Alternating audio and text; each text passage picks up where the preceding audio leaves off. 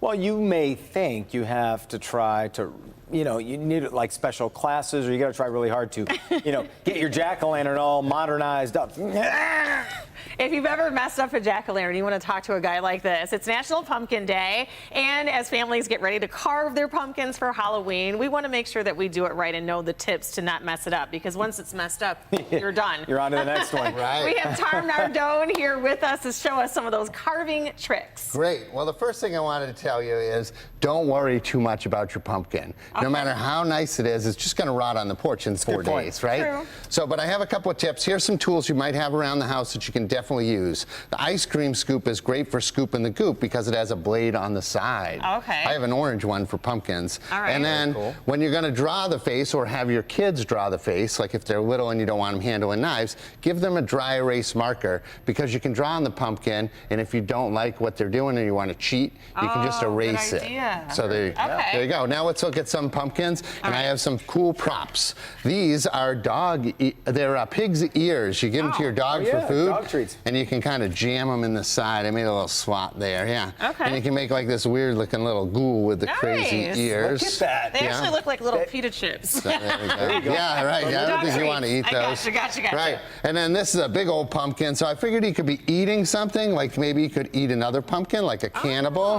But he could also eat our hand. You got that. That's That would be perfect. kind of cool. Oh, that's excellent. The grossest thing I could find at the grocery store was this bone, like with the meat still attached to it. That's pretty gnarly. You definitely went looking. to the pet store. For some Yeah, of those. right. Just a few little accessories. I like Gotcha. that. I got a power tool for you, Jason. That's right. I'm going to have you, we're going to make a mohawk. You're going to drill some holes right here. And this in the is top? some leftover, Just go right in there. Yeah. And Alright.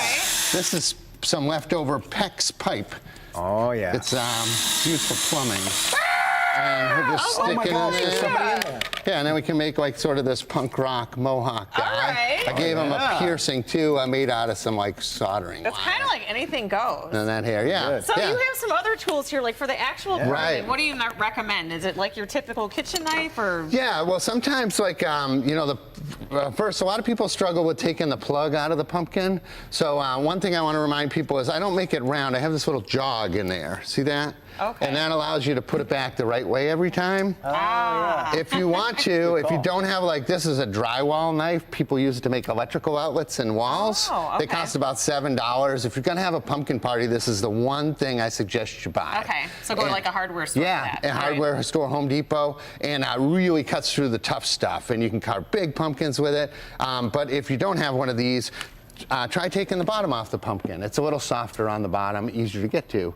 Oh. A steak knife is really good because it has serrations on it. It's about the same shape and it goes in Okay. there easily. And Don't just use cut it like out that at the big bottom. chef's knife. It's too hard to get in there. Darnell, Okay. come on over. Yeah. Come check it. Come check it out. Is there like an art to like carving the eyes or doing some of that meticulous You work? know, just go for it. That's Okay. all I can say. This one I had a little nail from Home Depot. Oh, that's so great. I was going to put a golf ball in its eye. Okay, but that's a good one. I asked my son, and he said he lost all his golf balls. We're not very Oh, good shoot. golfers So in our house. he's a golfer like us. Yeah, right. He's shanking them all. That's good. Do you, what kind of, you've been doing this forever probably. You love doing it? I do love it. I really love Halloween. I love everything about it. Well, So what's so creative. I love your it. favorite among these? Do you have some on your porch right now? Showing These are off? going on my porch after today Oh, because okay. today's pumpkin day. Yeah. And what that means really is that today's the day you can carve your pumpkin and then you can get it to last through Halloween. Okay. So here's another tip to make it last as long as possible.